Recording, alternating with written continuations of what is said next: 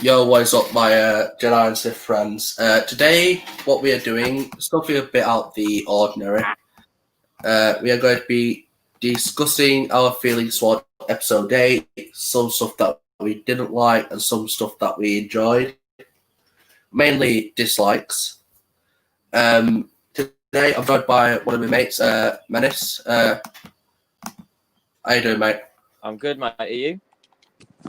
I'm decent. Good. So before we start, just to show that we're not full of hate towards this film, I brought down a couple of things that we enjoyed, just to skim over them. We've got 3. We've got cinematography, Yeah, agreed. Kylo Park, Yeah. and locations, excluding Canto Bite and that. Mm-hmm. Right. So to start off, you put down some suggestions that I've got here. And the first one is Luke's character arc throughout the film. Yes. Could you care to explain? Yeah. So I should probably note before I start, I'm a massive Luke fan. He's probably my favorite Jedi bar Obi-Wan. So for me, in my opinion, they completely destroyed the character of what Luke was for and what he stood for. For me, for starters, you look at what he's done in the original trilogy and how he didn't give in to anger. His development from somebody who was impatient, somebody who was very much had a lot to learn, to how he developed into a proper Jedi and was powerful with the Force. You look at him in episode 8 and he's just not the same. He's turned his back on the Jedi, which is something, let's be honest, the real Luke Skywalker would never do. He's got this, whilst making good points, he does make a very good point to Rey in saying that at the peak of their powers, the Jedi essentially let the Sith rise and take over the galaxy, which is true. That was before Luke's time.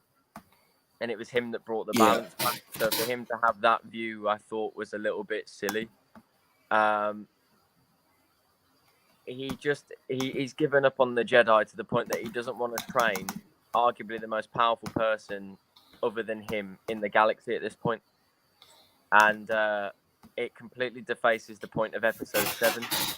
Not just does it ruin Luke's character in episodes 4 to 6, in the way that the development he made in those movies was completely destroyed.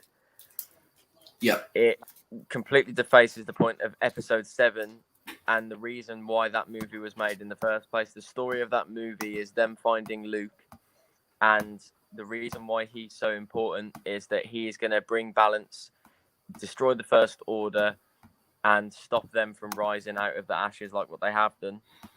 And he doesn't do any of that. He refuses to fight. He refuses to train Rey at one stage. He completely...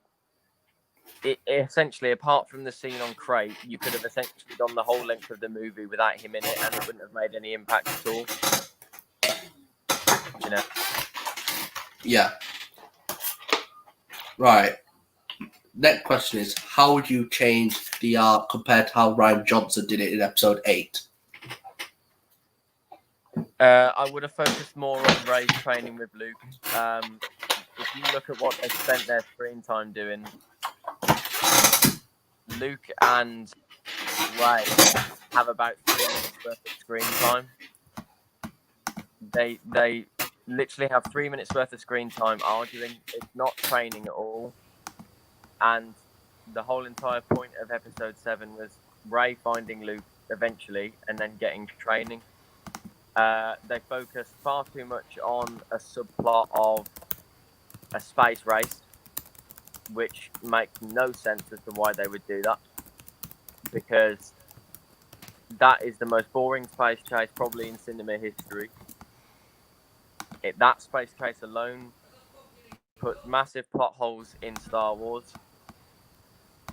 And then you look at the scene in Canto Bite where they spend an hour and a half chasing around for some master code breaker. where it's just a massive ball of convenience that they don't find the right guy, but then conveniently somebody in the prison cell is a master code breaker as well, who then busts them out and does X, Y, Z. There's no focus at all on why Luke is important to Rey, what the key to Rey getting trained by Luke was. There was no focus on why Rey and Luke were together in any way. And then midway through the movie, Rey gives up on the training that she's supposedly trying to get from Luke and goes off on her own to try and turn Ben Solo back to the light again. And she does that without, any consideration for what could go right or wrong. It seems very rushed to me, just to sort of get this idea that Rey and Ben are going to eventually get together and they're going to help each other out and whatever. There is no consideration for what is going to happen to the movie if I do this, which is exactly why I feel they should have focused more. Again, this is just my opinion, but they should have focused more on the training of Luke and Rey, and then how together they can stop Snoke and Kylo. How Finn and Finn is another one as an example. They wasted Finn in the Canto Bite scene completely. He, in my opinion, was probably the perfect character in Episode 7. He has the best arc in the movie by far. His motivation is there. He changes from being a coward to being somebody that is literally going to die, for the Resistance, just so that he can beat the First Order. Yeah. And he's criminally underrated and underutilized in that movie as well. They teased that he was Force sensitive in Episode 7, just for that not to be followed up in Episode 8.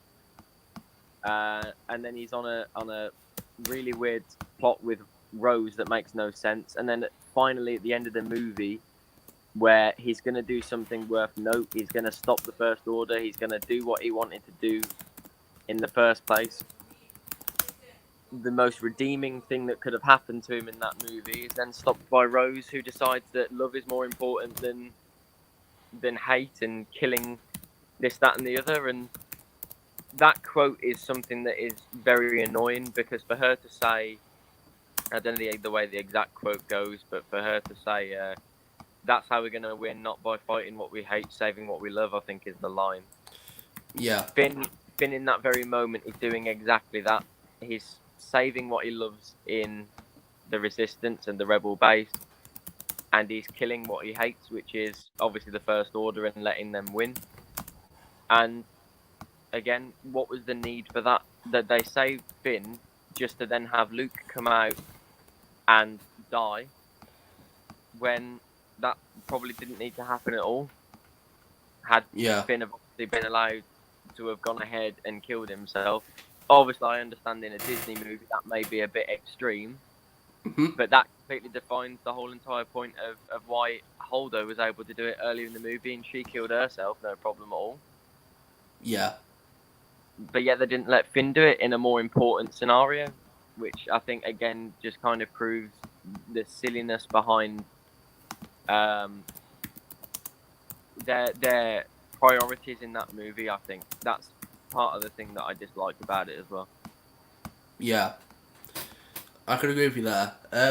You touched on Luke helping Rey to fight Snoke. How do you think that scene would turn out? So, I've always thought this. If it was me directing it, I would have called back to Episode 3, where you had the two masters of their craft, Yoda and Sidious, going at it at one point. And then simultaneously you have Obi-Wan and Anakin going at it. The reason that is so important is because, win or lose his battle, Palpatine has got his way. And you are seeing the moment that the series at this point had built up towards Yoda and Palpatine, the two most powerful people, and Anakin and Obi-Wan, the people that could potentially carry their era of Jedi, if you will. Rey and Kylo fighting are the new era of good and bad, and Snoke and Luke are the veterans of their era, the two most powerful people I think at this point. Yeah. I would have had when Rey decides that she sees the light in Ben Solo and she decides to leave Luke on the island and go and try and save him. I would have had that pan out slightly differently, and either Luke followed her in his X-wing after that, or they go together in the Falcon. And the throne room scene, whilst the version that we got is seen as one of the best moments in cinema history, I disagree with that quite a bit anyway. Whilst that scene is good, I feel like that scene alone ruined Snoke's reasoning for being there because it killed him off, Yeah. and it rushed Solo's turn to the light a bit too quick. If they'd have had Luke and Kylo fighting, or sorry, Luke and Snoke fighting and Rey fighting Kylo, Yeah. what that would have done is show that Ben isn't as conflicted as what was implied, meaning that his eventual turn to the light would have been more rewarding. We would have seen Snoke not being wasted, and we would have seen Luke not being wasted. And those three things are exactly what happened at that moment in time. So, if you was to have got that scene of Luke fighting Snoke, probably the two most important characters in this time, Snoke, somebody that didn't have any backstory at all, no explanation at all as to how he's so powerful, what he can do, why he can do what he can do. Him and Luke going toe to toe would be amazing because it shows that Luke, after 30 years off screen, the training that he has gone through isn't being wasted in the end, and it's actually being put to a good use. In the same way Yeah. that Rey and Kylo would have had a great lightsaber duel as well. Yeah. Now, that's it for me. What I would have done before that, I would have had Luke gone to Crate and like try and confront Kylo. But I would have had him have a more emotional talk with Leia, which makes Leia somehow save Luke from Kylo and let Kylo stab Leia instead. Mm-hmm. On Crate. You don't see it coming because he's too focused on Luke. Mm-hmm. Leia stabs Luke. No, not Luke. Kylo stabs Leia, realizing what he's done. Mm-hmm. And because somehow Kylo will take them two captive, I'm saying Snoke might interfere and paralyze Rey and Luke. Like Snoke was in Kylo's ship all along in the back bit, and then paralyze Rey and Luke. He would order Kylo to get him on his ship, take him to the throne room, similar to that, but Rey and Luke would break out the punches themselves. Luke and Snoke would start fighting, which is where you see Snoke have a black lightsaber. Mm-hmm. You have Rey and Kylo fighting, and then you'd have something similar to Transformers Revenge of the Fallen. Luke would take out Snoke, and then Luke's going to wonder where Rey is, because he can't see her. Kylo will sneak up from behind the throne, stab Luke in the back, turn him round, bring his head towards his shoulder, and whisper in his ear, "This is for my mother." He'd drag him, and similar to how Vader did to Palpatine, he'd throw him off. And that would be the end of Luke Skywalker. Mm-hmm. Not this bullshit like, oh, he got tired. Which is just a bit stupid. Yeah. Next up, would have given it more meaning if they did something like that. Yeah. Next up, one of the things that you have put down, that you asked me to put down. I'm just going to go through these randomly. I've put, well, what you asked me to put down is the use of the original trilogy characters in this film. Yeah. Yeah. Please explain. So I think obviously I've already touched on Luke a little bit. Yep. I feel Luke was completely wasted, as I've said. Leia was more of a confusing one. I think every Star Wars fan has wanted to see Leia use the Force, other Yeah. than her being able to talk to Luke. We see, we see at some point in the movie that Leia and Luke are obviously reunited. We see that Leia can use the Force to suck herself back from space, which is an amazing moment to be fair. As stupid as it is, Yeah. as continuity errors as it causes, okay, wicked. Mm.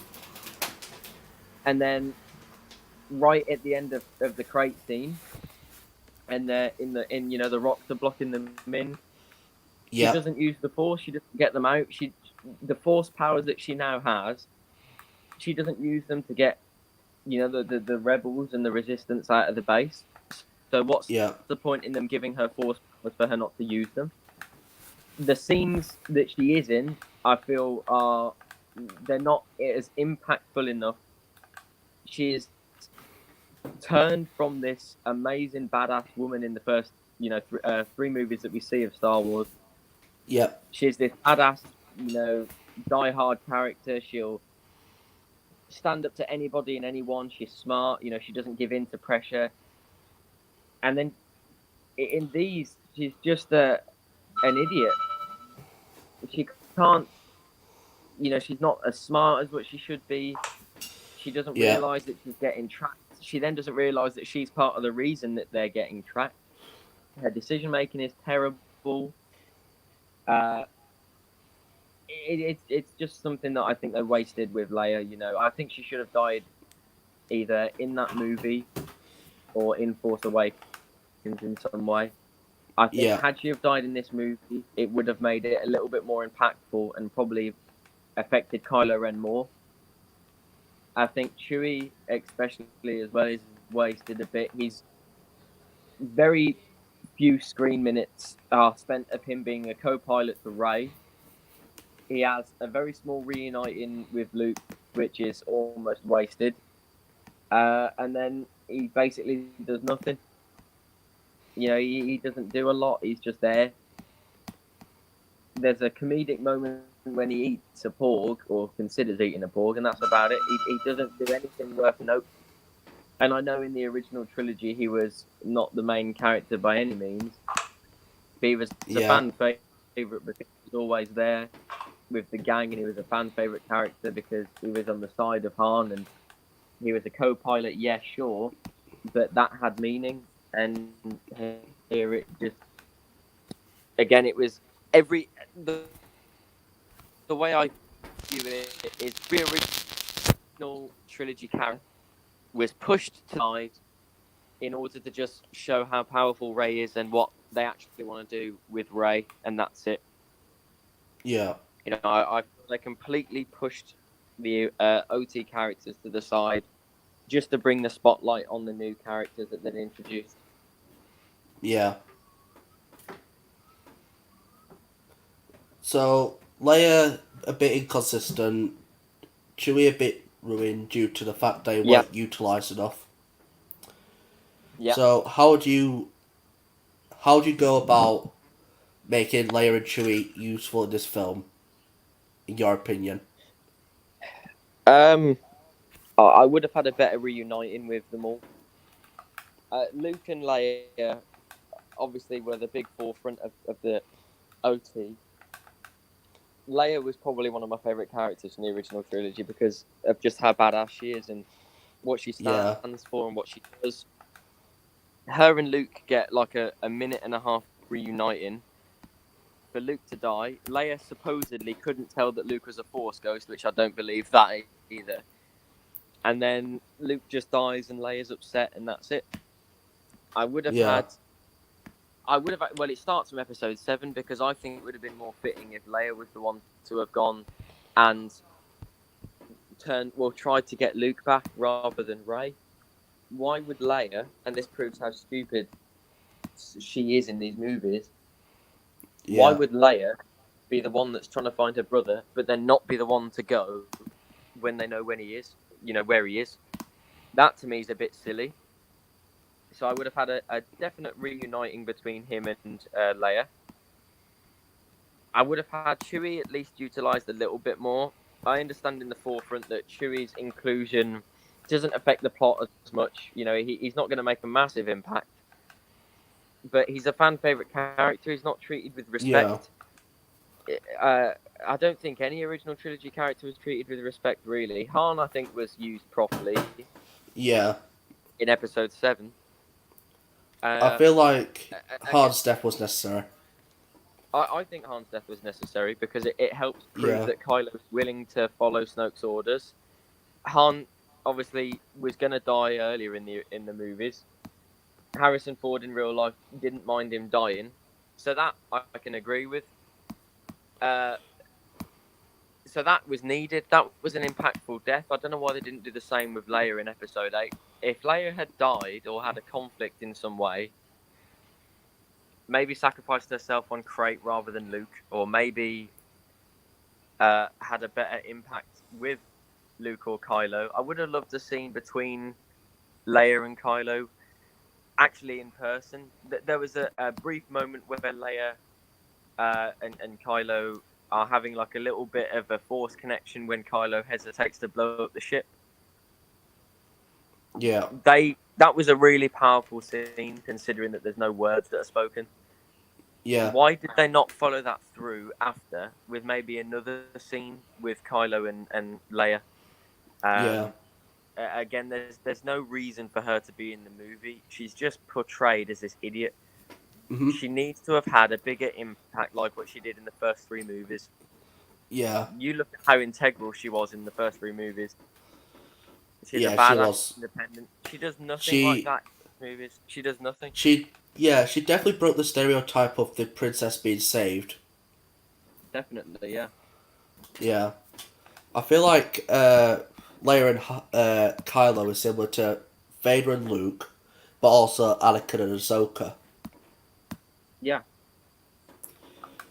I feel like that should have come into effect a bit more than it did.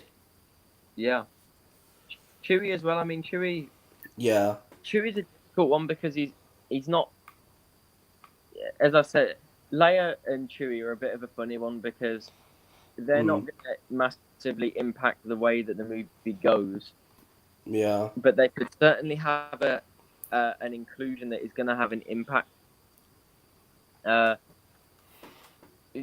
Chewie could have done something worth note. You know, maybe why not give Chewie hatred towards Kylo Ren because obviously he killed Han in the first Yeah. movie. I feel like. Chewie mourns Han right in that Yeah. movie. Obviously at the end of Force Awakens, Yeah. they don't encounter Pat at all. Why not have Chewie as an Yeah. example?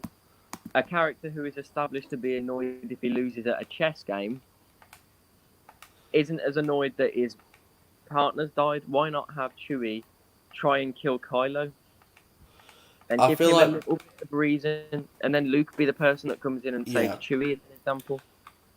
You know the episode 9 scene where they're just in the dreadnought? Yeah. They should have had something similar to that, but at the end of it, Chewie should have seen Kylo walking to his ship, and all Chewie does, you just see on his face anger and like just hate towards Kylo. Yeah. So you see him pull out his bowcaster, ready to fire it, but Poe and Finn are just stopping him. He knocks Poe and Finn out of the way, tries to shoot Kylo, but Kylo escapes. Because by the time he's turned round, Kylo's already in his ship flying off. Yeah. Definitely something like that, because, like, he just killed your best friend, and you're just gonna do nothing about it. So I'm saying anything like that would have made a little bit more sense to me, and it would have given Yeah. Chewie more screen time and more meaning in the movie. And again, he's just Yeah, not it would have made Chewie like more relatable as well. Definitely, yeah. Right. So you've discussed what you would have done with Chewie and Leia. Next up, just to kind of lead towards that, Leia's establishment is I can't talk today. Leia's establishment as a force sensitive and the way she inconsistently uses it. You touched on it before, but I want you to go in full detail right now. It's something that rattled me because as you can probably tell, I'm a big OT fan, and the one thing that I liked from the original trilogy was how compelling Leia was. Because for me, growing up as a young lad, I'd never seen a woman in such a powerful position like that. I Yeah. never, I've never seen a woman do what Leia did in those movies. I loved it. She was standing up to Jabba the Hutt as an example, and ended up killing him. Yeah. Single-handedly to go and save Han when he was captured. In A New Yeah. Hope, she's the one that decides to have the balls to make a decision to try and get him out there. She stands up to Vader when he's in front of her. Yeah. You know, absolute badass character. The one thing she didn't necessarily have was the ability to move objects with the Force or something like that. Obviously, she had the telepathy with Luke, Yeah. but that was about it. But we saw in episode 9 that she got training from Luke, so she must have had some advancements in the Force. Exactly. Now they had to add that in my opinion, because Ryan Johnson decided that Leia wants, Yeah. okay, we're going to give Leia this amazing Force ability, one of the most powerful things you've seen a Jedi do, and pull herself back in from space. Yeah. But then later on in the movie, arguably at a time that would have been more important, she doesn't use the Force to break out the rebels and the resistance from the cave in Crate. Now, to me, that makes no sense, because you've established it by that point that Leia can move herself, at least. Surely, moving rocks is no far step from that. Yeah. But yet she doesn't do anything. She's sitting, and this ties back to the point of me saying that she's an idiot. She's sort of standing there, wondering what to do, waiting to be saved. That's not the Leia from the original trilogy. She would have done something at Yeah. least. She would have gone out and she would have tried to I talk to mean, Ben, or, as I said, she move would the have rock. saved everyone else. Yeah. Exactly. She would have saved everyone else, and her brother included. Yeah, she may be old, she And might that's have a what I'm saying. stick. Yeah. It's just this inaccuracy that, okay, 1 minute she has Force powers, but then she's not going to use them. Probably at a time when it was needed more than what it was when she used them in the first place. Yeah. Like, she has grown up to hate the Empire and, like, anything that goes against her, not her biological father, her is it adopted? I don't know. It's something father. Bail Organa seems like he brought her up. And obviously we know Bail Organa is, obviously associated with Yoda. He's kind of like Yoda's personal senator. Mm-hmm. And obviously she has always been the one to stand up against anything that threatens people's lives. And that kind of worried me when she was just sat there watching it all, like, happen. Because I feel like, it's not the Leia yeah, the OT. She would never do that in the original trilogy. nah. She would have stood there, like, she would have finally showed how she's force sensitive.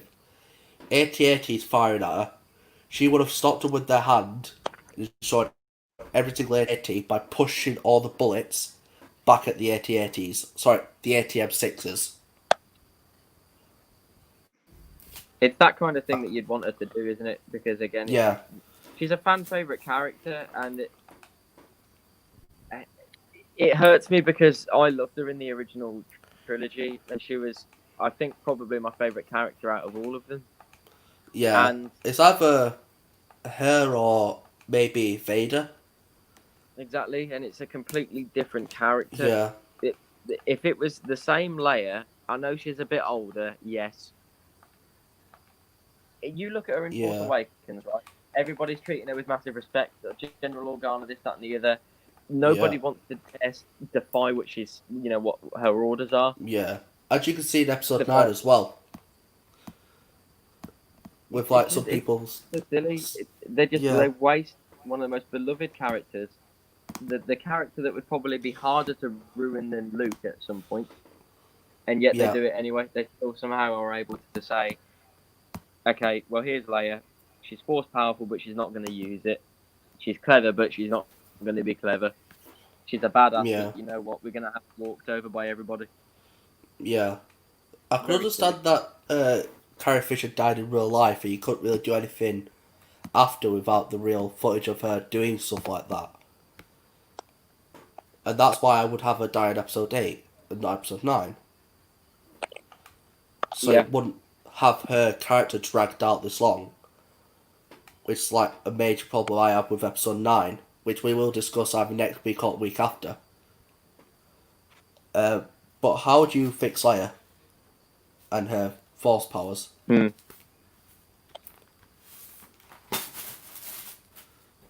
But that's why I think it's more sort of hurtful that she's waited, because as you say, this was Carrie Fisher's last film. They should have, I think, given her a little bit more respect and had that be her last film period instead of using her. They should have had her in that movie die. And it sounds horrible, but it would have given Luke coming back more meaning. He would have paid a farewell to one of the most beloved people in Hollywood.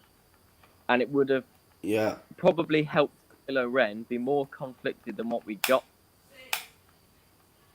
But again, didn't happen. Yeah, I can see that. It's just, if you're like, I don't know. I grew up with the prequels, and they kind of gave Leia's character a bit more meaning and gave her a bigger role than she already had. Yeah. Because she was the most iconic movie villain that's ever been created. And just have her sit idly by and just say, "You're dead. You're dead." You can stay around. You're dead. And yeah, I can't do anything about it. I'm just going to sit here, twiddle my thumbs, and wait for the sun to go down. Yeah. It's not what she would do. Definitely not. Not at all. She would have got off her ass, got off her high horse, and saved every fucker there. Oh, yeah. Which leads on to my next point. The bad storytelling / the writers. Yeah. Major problems, obviously. We kind of touched on Luke's arc and all that. Yeah. And all that comes back to writers. We'll discuss Rian Johnson later. But for now, want to know your thoughts on how the writers operated in this film. And if you think they did a poorer job than most people would say. Well, it's a difficult one for the writers, though, because at the end of the day, they're following what they're being told to follow. Yeah. So I can sympathise with them a bit, and I can say, well, if Rian Johnson's writing some of it and he's directing them to do other bits, I can understand why they're maybe writing not the best. But an example of a line that really pisses me off is when Luke says, "What do you think I'm going to do? Stand up with a laser sword?"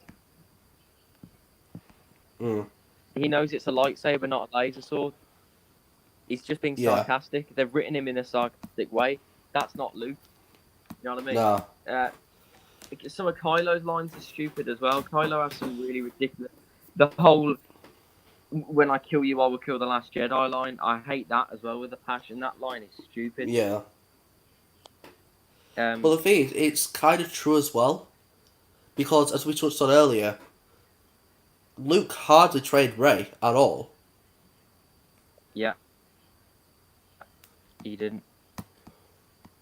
But it does kind of make a little bit more sense when we find out Rey's getting kind of trained from Leia. Because we know from the timelines, all these 3 films take place within 1-2 years. Episodes 7 and 8, they're close together.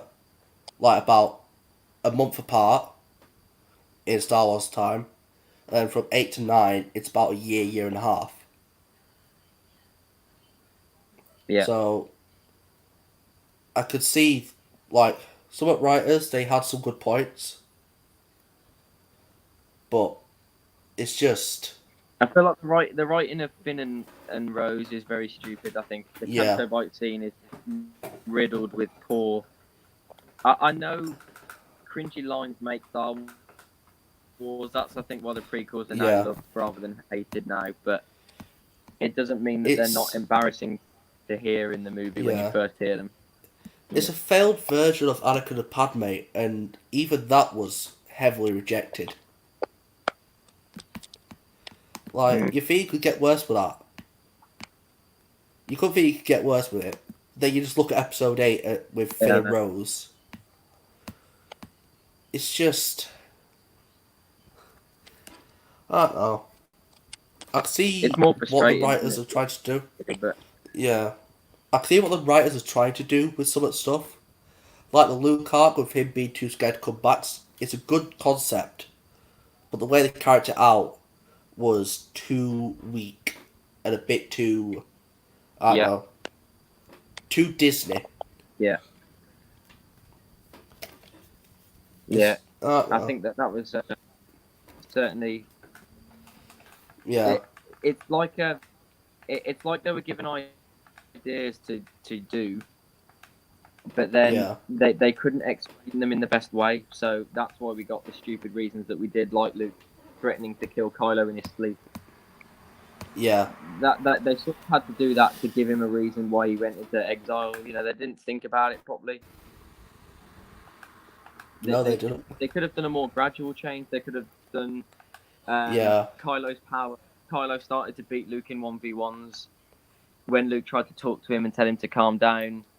They could have done like the slow downfall of Luke Skywalker. Like in the comics, he goes out with I can't remember her name. I don't know if it's Mara Jade or not, but he goes out with someone that she's undercover. I'm just gonna search this up now. But yeah. Oh yeah. Yeah, it was Mara Jade. Yeah. So like, and again, you they see, didn't think about the repercussions of what they were causing. Yeah. I feel like Luke's like scaredness should have been a slower, kind of more longing transition. So the loss of his wife in the Jedi Academy game, obviously you have a lot of his pupils going and turning to the dark side. Yeah. And then you have Kylo doing the same. It could be those three major factors that make him just lose it and go mad.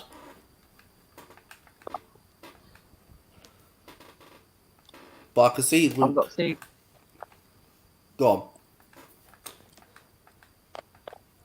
on. I would have kept the aspects of Kylo being trained by Luke, and Kylo's power scaring him, because I feel like that is probably accurate. I don't think it was his power. I think it was just some premonitions. Yeah. I don't think it was. I would have done it in flashbacks and showed the gradual change. Yeah. Yeah. It wasn't. It definitely weren't his power. I think it was just because the Skywalker family have Force visions, like Anakin has, Leia has some as well. Maybe Luke has some of Kylo turning to the dark side and realised that it was uncontrollable. Yeah. But yeah, that's my take on it. Yeah, exactly. Yeah. Yeah. Moving on, talking about some of the badly written things. Steph.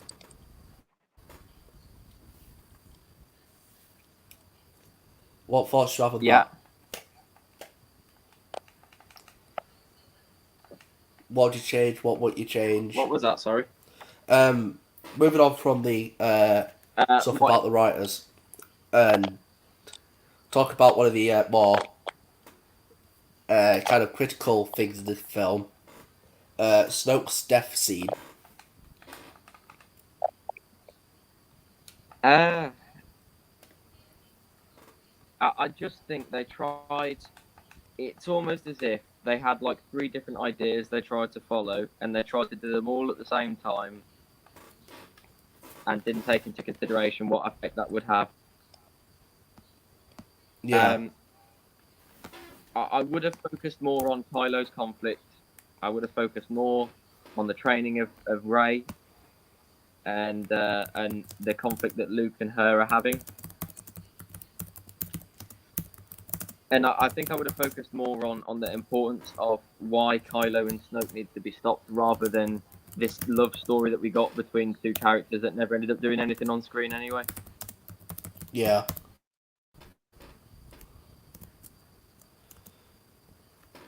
I can see that, yeah. I'll definitely say Snoke's death scene was a bit more insignificant, and I wouldn't have had Kylo kill him.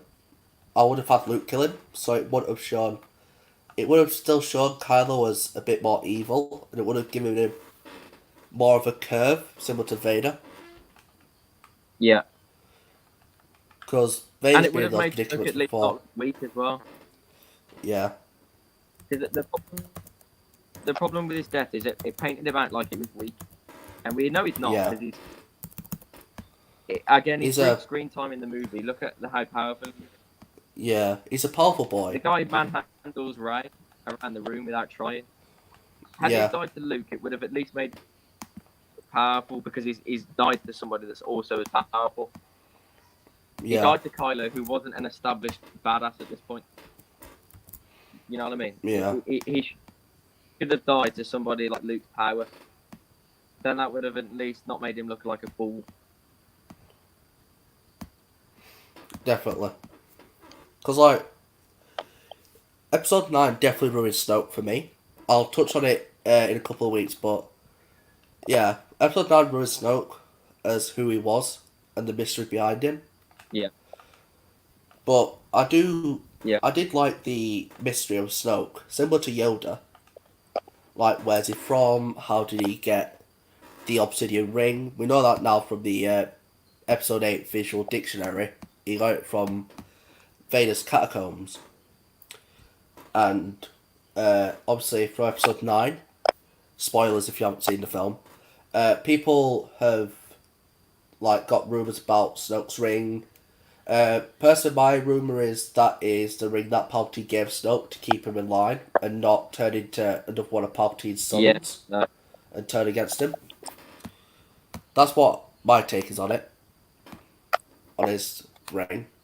And obviously, can he use a lightsaber is another one. Because we know they're not Sith, they're dark side users. Because the Sith and Jedi weren't really existent at that point. And they just faded out. Yeah. So it's either dark side or light side force users. Weren't Sith or Jedi. Yeah. But yeah, mystical. I would have liked to see him survive all films. But we didn't get to see that. Yeah. Yeah, definitely would have liked to seen maybe Snoke versus Anakin if Anakin returned, because we know the prophecy has to be fulfilled. But because Disney made up this stupid shit where it's like, oh, it's for like 20 years. Fuck off. Yeah. It said, bring balance to the Force as we know it, and that's a permanent thing. Even George Lucas has said in multiple interviews, this story is around Anakin. So Anakin must be in all three trilogies to make it make sense. Not just say, rise, Rey, do what I did. No. It's just bullshit. Yeah. It's just annoying thinking about it now. I know, like, you have your frustrations towards this film. It is, yeah. Yeah. It's what I'm saying about how they tried so adamantly to force Rey down everybody's throats and that she's the new person to love. Yeah, they should have done that. Yeah, that's, I think, one of the most important things to me as well, because it basically implied it was obvious how much they wanted people to love Rey, despite the fact that there's no reason for us to love Rey at this time. And I think one of the main problems as well, until Episode 9, until Episode 9, she had never lost a fight. No. And that's something that made people resonate. And again, that's why Luke is loved by people, because Luke is everything immediately, where Rey is. Yeah. Rey, like, you can see everything immediately. Yeah. You can see through Episode 5 when he gets beaten by Vader, the story of that film is there's always going to be that one person who's better than you. And Luke found that out the hard way with his father. And it also made it more relatable to real life, as I've said. There's always going to be someone better than you. And you always have to be prepared. And obviously, as you know, in today's world, there's always going to be someone better. And you're going to have to prepare for it. And that gave us a bit more of a relatable thing to Luke. Especially around the 80s. Yeah. A lot of people were trying to find jobs. So it's like around the time where everyone was turning like 20 or something, 18, 20, around that time. So he always had to prepare. It also gave Luke a bit more of a human feel, which is something that Ray didn't have, which is what made problems with Ray.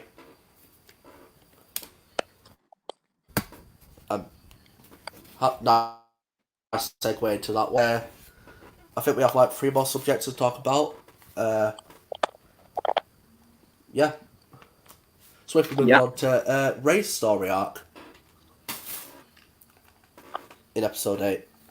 Yeah, there's no motivation for her to be what she is or do what she's doing. Yeah. Again, it's the same concept that I'm having with saying there is no reason for her to have changed her view on Kylo Ren turning back to the light that quick. She hated him at one stage, and then immediately she's in love with him. Her parents, that was one of the biggest things that people wanted to find out. Daisy Ridley herself said she wanted to find out what Ray's story is with her parents. Heritage. Don't get any insight into that.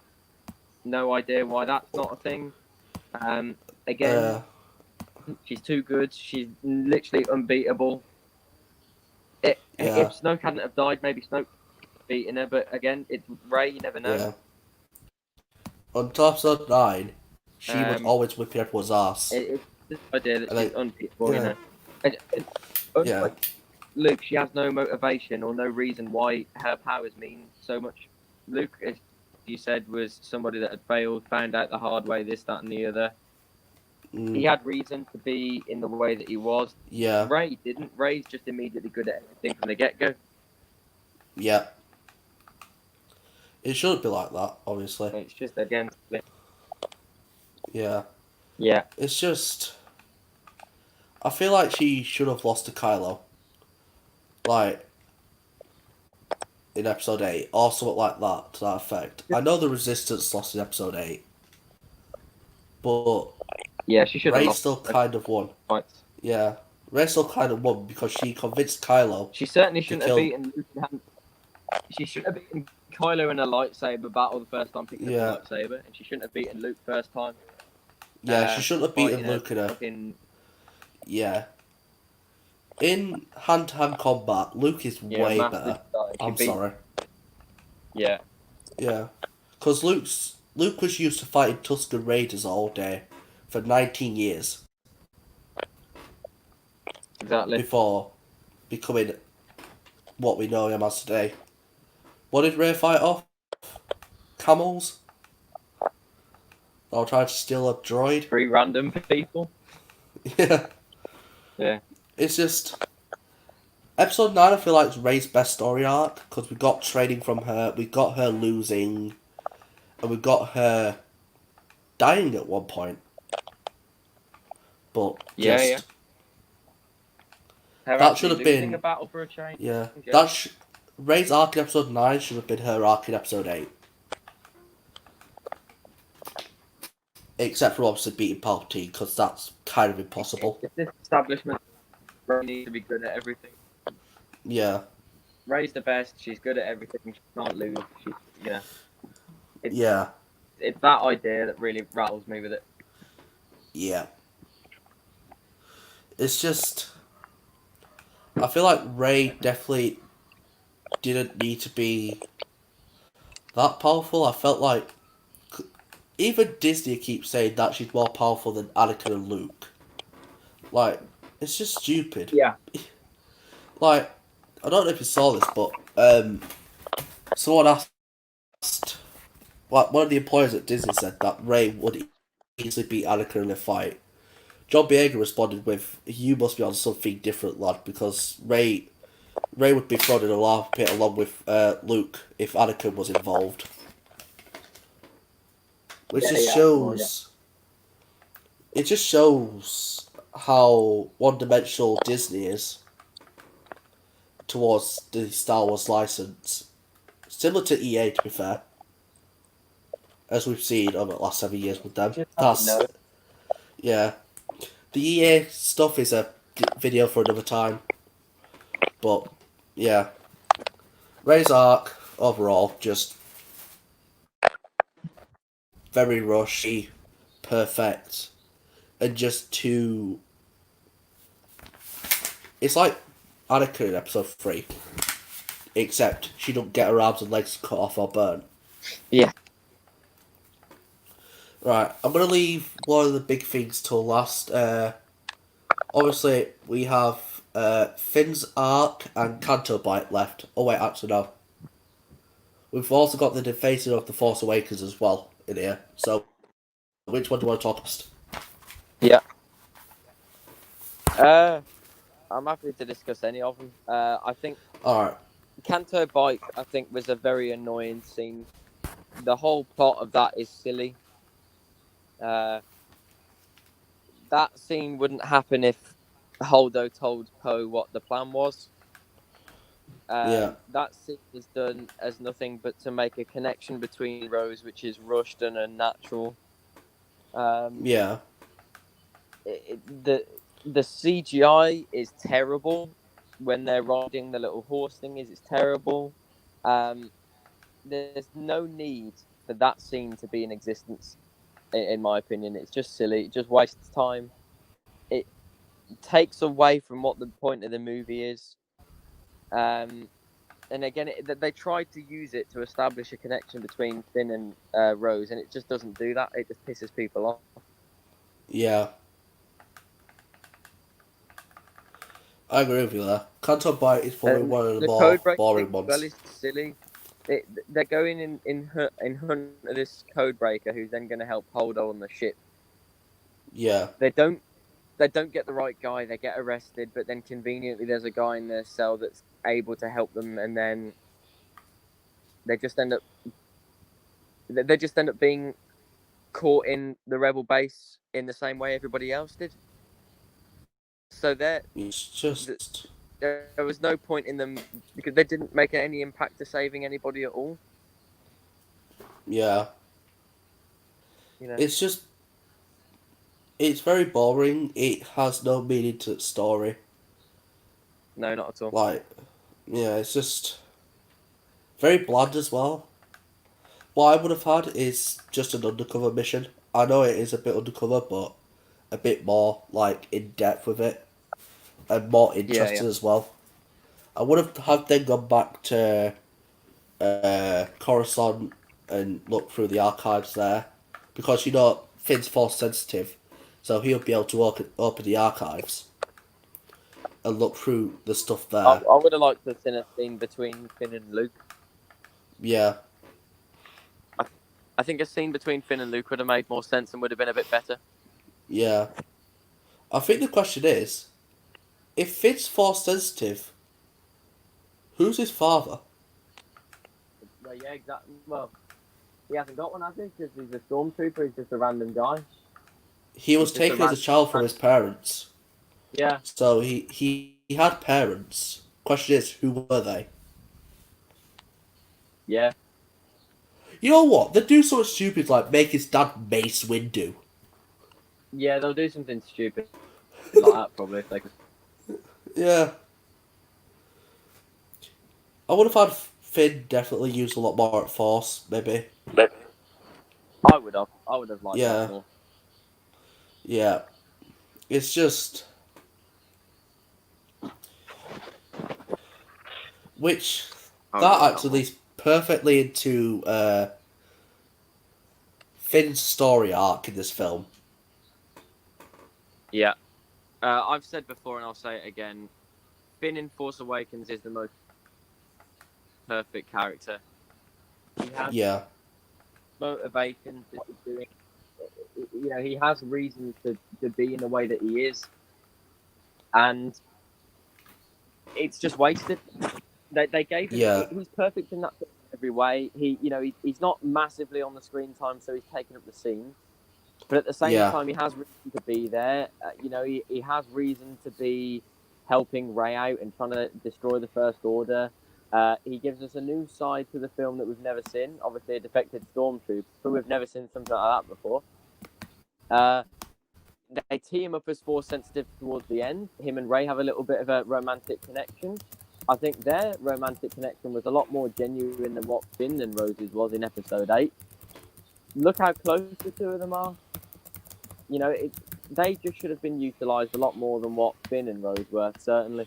yeah, And I get why they tried to do it, because obviously Disney want to show that they're not racist and they're happy to have different races be together. Fine. But look how rushed it was.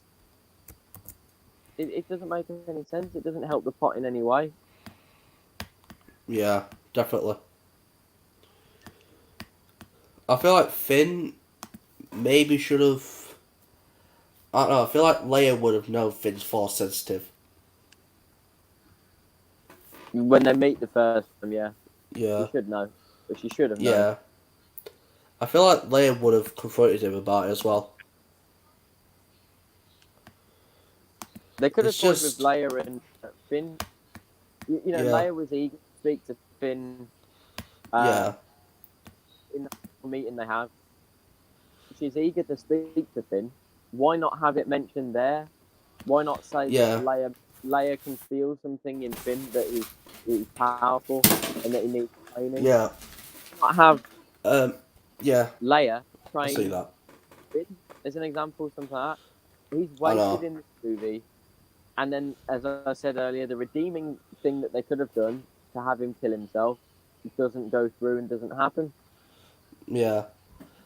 I feel like I don't know if you've seen Knives Out, which is also by Ryan Johnson, which is a really good film. But I have not. basically, Benoit Blanc has known this thing for the entire film to Marta, the protagonist, and he keeps saying this one line. He keeps saying something's afoot in this case. And at the end of the Yeah. film, Marta realizes what he means by that because Benoit, being the detective he is, knew from the very start she had something to do with the film. What with the murder of Harlan Fromby. Okay. Because he saw a spot of blood on her shoe as soon as she met him. Okay. So something like that with Leia and Finn, like later, like in Finn, like she knows, but then later in the film, like maybe just before she goes out there, like saying I need to tell you something before I do what I have to do. Yeah, he could have been. See, Ryan Johnson is a talented guy at times, but he just. Yeah, The problem that I felt with Last Jedi, especially, is for him, he didn't realize. I think that this is the middle movie of a whole entire trilogy. yeah. This is the I just movie don't that think. the first and the Yeah. last movie together. And what he did was essentially ruin every plot that the sequel trilogy could have gone down. Not considering what they could have done and what they could have gone down. Yeah, Just to make his movie try and be good. There was no consideration that this is a sequel trilogy and there is motivations behind all of the characters that are in it. yeah. Definitely see that. It's just. I really would have liked to see Finn train, definitely. I would have. Finn is completely wasted in that movie, completely. Yeah. Completely Like, wasted. with what John Baker's given him through all these three films, Yeah. he's a class actor. I've watched John Baker for a while, since Attack the Block. I've watched some of his stuff since then. Because I had to do Attack the Block in my film studies courses. And since then, since he played the character of Moses, I've watched through most of his stuff, and through all of it, he's the standing factor of every bad film he has been involved with. He has always been that one person that has always shined through if the film isn't up to par. He's a talented guy, man. Yeah, His like acting in yeah, his acting in Last Jedi is so much better than Daisy Ridley's. yeah. His acting is so much better than a lot of the people that are in that movie. Period. I see why they went Yeah, with he Daisy Ridley. Yeah, I see why they went with Daisy Ridley as the main character. You know, the first main female character in the trilogy or in the Star Wars universe. But it would have been nice to see Luke train. Actually, Leia train Finn, Rey train Luke, and you know, create sibling yeah, rivalry. It would have been some sort of and in episode 9, see sort Leia and Luke are dead. Deal episode 8. We would have seen the presence of Leia and Luke is instilled into these two characters. We would have seen Rey be a bit more reckless like Luke when he was younger. We would have seen Finn be more calculated like Leia, and a bit more ruthless and more, I don't know, more sassy, would you say? A bit more yeah, sarcastic yeah. as well. So it would have seen hints of them two in uh, Rey and Finn, and we would have seen which person would have uh, been the better trainer for these two characters. It would have been a bit Yeah, of a. It would have been Luke's legacies carried on through these characters, and then it would have all connected the trilogies together. But yeah, that's my take on exactly. that. It's just wa- It's just Yeah. wasted. And obviously, I think this is your biggest worry about the Last Jedi. Obviously, so this is one of Mm-hmm. your favorite Star Wars films. The defacement of the Force Awakens. Yes, I'm going to I let you think. go on a little rant here. I just think I get Force Awakens has its problems. I get it rips off A New Hope. I get, it kind of rushes how powerful Rey is. I get that. But you look at what the movie's supposed to do. It is a great introduction to a new sequel trilogy. It's a great introduction to new characters, new plot lines to go down, reasons behind characters' motivations. It kills off a main character with actual meaning rather than being frustrating. You understand why it's being done. It's greatly edited. CGI is fantastic. Everything about that movie to me, I'm going to be biased because I love it, but to me, it's a fantastic film. I always, even from the first seconds of that movie, it explains you need to find Luke because he's going to bring balance. You need to find Luke Yeah, because he's going to help out Leia in the Resistance and whatever. And at the end of the movie, right, I understand it was a little bit fast paced and it did have its problems. That end scene, I love and I hate more than any other scene in any other movie, and I love it because as its own standalone scene, it's bloody brilliant. But I know what happens afterwards, and it's the reason why I hate it. As an yeah, example, Luke's lightsaber is built up as the most important weapon in that whole entire movie. Luke's yeah, lightsaber, right, is seen as the thing that's going to bring him back. That's why Rey gives it him. yeah, Is used by two great Force users potentially who can go on to also help out the Resistance, yeah. and then it's returned back to him after. And instead, nope, he does nothing. The There Force you go, Awakens, Porkies. the Force Awakens literally set up the Last Jedi to be a perfect film. It gave so many different plot points and potential ideas that they could have gone down. It had so much potential. Last Jedi. Where do I even start with what Force Awakens did for Last Jedi? A great well, not even a backstory, but at least great mystery behind Snoke. Luke finally being found and returned after 30 years. What knowledge has he got? What will he go on to teach Rey and our new protagonists? Uh, Finn, Force sensitive, fantastic. Poe Dameron, great new pilot. Leia, leader of the Resistance, and hopefully at this point is at least going to make some form of contribution. Motivation, the fact that his friend Han has died. Yeah. What are the First Order going to do now? Starkiller Base is destroyed. What can they do? They've lost all of their power. They've lost the thing that's making them such a powerful force. They've lost Yeah. it. How are they going to bounce back? What resources have they got? What's going to make them so scary? Again, not toyed with. At the start of The Last Jedi, the First Order still have all the best technology. They almost haven't taken any form of impact from Starkiller Base being destroyed at all. If anything, they're probably better off if looking at their technology and Yeah. stuff. They're probably better off the fact that that's been destroyed. Yeah. It's just very silly. It's very silly.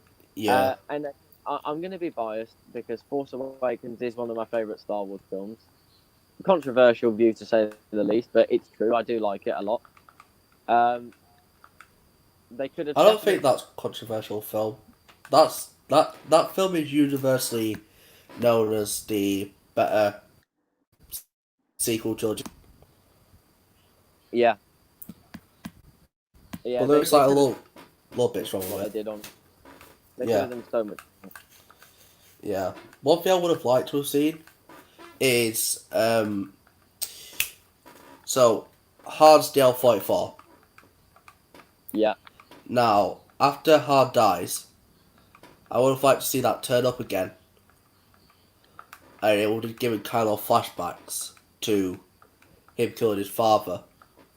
Like yeah. every time he sees that gun, because in episode 7, Han should have given that gun to either Chewie, Finn, or Poe. Yeah, or Ray even. Out of those three, I feel sense. Ray has the lightsaber, Yeah, so Han would have given it to Poe because Poe's the most Han type out of those three. So every in time Force Poe would Awakens, he aim the gun, definitely is. In yeah, Force Awakens, he definitely. Last Jedi again, touching on how Finn was wasted. How good was Poe yeah, Dameron in Force Awakens? Poe Dameron was great, amazing pilot. He's sarcastic, he's witty, he yeah, has motivation. Fantastic. Yeah, I think Oscar yeah, Isaac is a great actor. He's brilliant. And again, yep. he's wasted in Last Especially Jedi. Again, it's excellent stuff like performance, Ex Machina as well. fantastic. Yeah, He's Ex wasted. Machina as well. Again, he's an idiot. He's like Leia. He's an idiot. He's got no idea what's going on. And I then feel same like line, that's a hard coming out of him being too cocky and not really knowing what's going to happen. yeah. That's the Han side of him, and I feel like every I think it's time, very simple. yeah, I feel like if Poe and Han, not Han, if Poe and Kylo ever met, and Poe aimed the gun at Kylo should have had at least a flashback of Han getting absolutely skewered by Kylo. It should have seen like flashbacks and shit, but you know, But again, it, tying into it how didn't it happen. gets rid of Force Awakens. Yeah, Force Awakens literally set up so many plot points, and yeah, Last Jedi sort of went, "Nah, I'm not going to go down them because this is the movie I want to make, so I'm going to do this. This is what I want to do." yeah, And every single plot point that they could have gone down was literally, "Nah." Instead, let's just focus on Ray. Ray's good. We need to make Ray good. yeah, That's it. Let's make Ray and Kylo good. There is no consideration at all, and again, it really annoyed me to know that The Force Awakens, as a perfect setup to what could have been a great trilogy, was underutilized and underused and not focused on at all. yeah, I think they're completely different tones of movie as well. Force Awakens is a Star Wars movie through and through. Last Jedi is not a Star Wars movie. Last Jedi is a movie that just so happens to have Star Wars characters in it. It yeah, is not a Star Wars film. And again, it's the different tones. Yeah. So Which yeah, that's my view. yeah. Which yeah, I've just thought of one thing now, just before we end off. Um Something that has a lot of problems with trilogies nowadays. Like especially I don't know, just nowadays a lot of trilogies have this problem. The lack of Yeah, continuity. definitely. Yeah, It's just really poor. that wouldn't have happened. I genuinely believe that if J.J. Abrams directed the whole trilogy, it wouldn't. Yeah, It would not be as universally hated as what it is. It's only because Ryan Johnson is a completely different style to J.J. Abrams. He has different methods, different meanings. yeah, He's a completely different director. I get J.J. Abrams had personal problems. I get that they had, no way of having him come back and do it again. I get that, but it's clear that J.J. Abrams had plot points he wanted to explore. That is obvious. He had ideas in his head, and Ryan Johnson had ideas in his head. They were just completely different. yeah.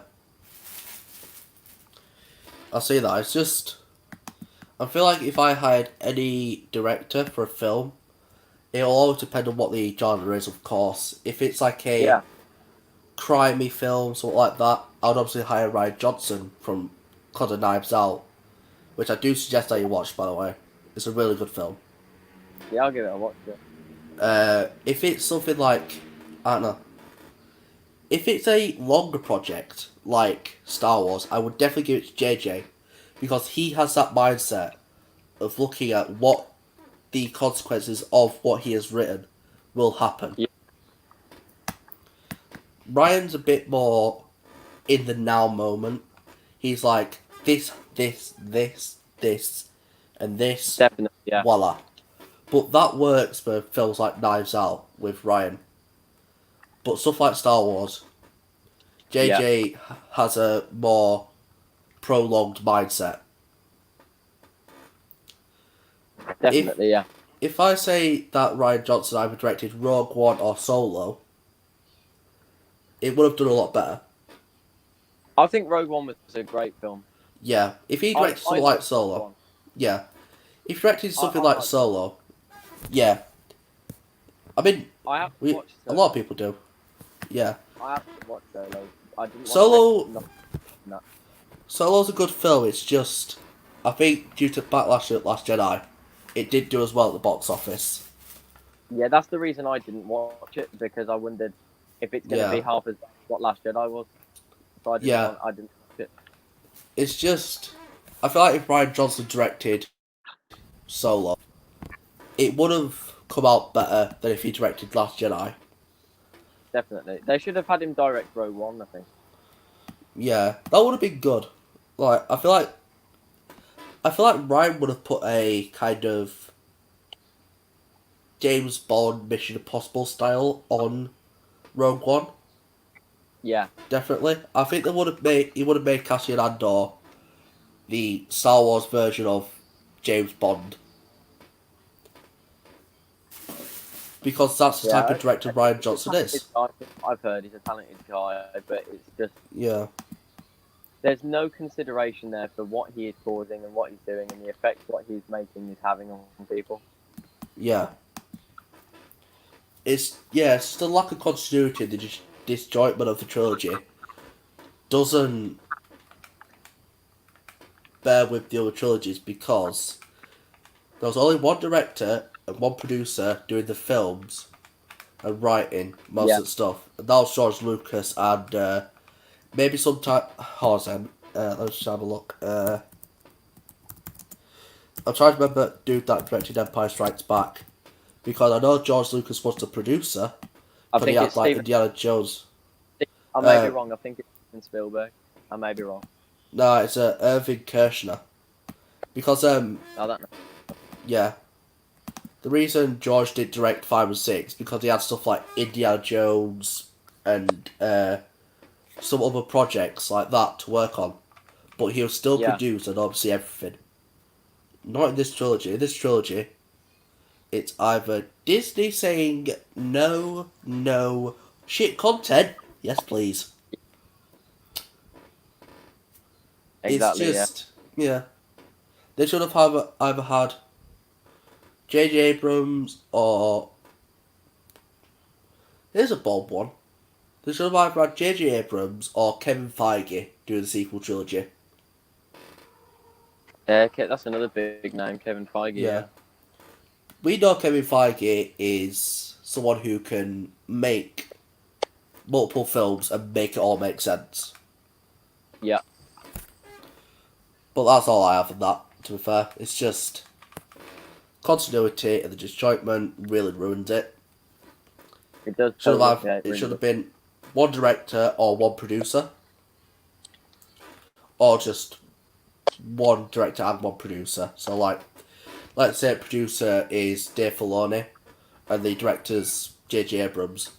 Should get that through 3 films. Could at least they know what's going to happen to the story after. Yeah. And they can capitalise on that and just use it to their advantage. For example, they did the original trilogy first, but George always knew what would happen at the start. Well, I mean, up until episode 5, he did. But he changed some stuff, obviously. But then he went back, because he knew the consequences of the original trilogy. He had to build the story leading up to it. And that is because there was only one producer and director working on the film. So it wouldn't be, hey, Phasma, you're a beast. Nah, you're gonna fucking die. Oh, Rose, you're beautiful. Nah, you're fucking irrelevant. Totally it's agree. Just, yeah. That's all I have on Last Jedi. If anything else you want to add? No, I think I've covered all my points. I think. Right. Well, thank you, Mace, for joining us today. Greatly appreciate you taking your frustrations out today about the absolute shit show that is The Last Jedi. Whenever you're free, I'd like you to do episode 9 because I know you don't like that film. Get some special guests on, hopefully. Jedi, yeah, love to, yeah. But anyways, thank you for joining us, mate, and hope to see you here again soon. Yeah, no problem, mate. I'm listening. Alright. Catch you in a bit. Alright, guys, thank you for joining us. I'll meet you on Tuesday for the Ransom Rankings, where we discuss our top 10 underrated films of all time. And until then, say hello to the shadows.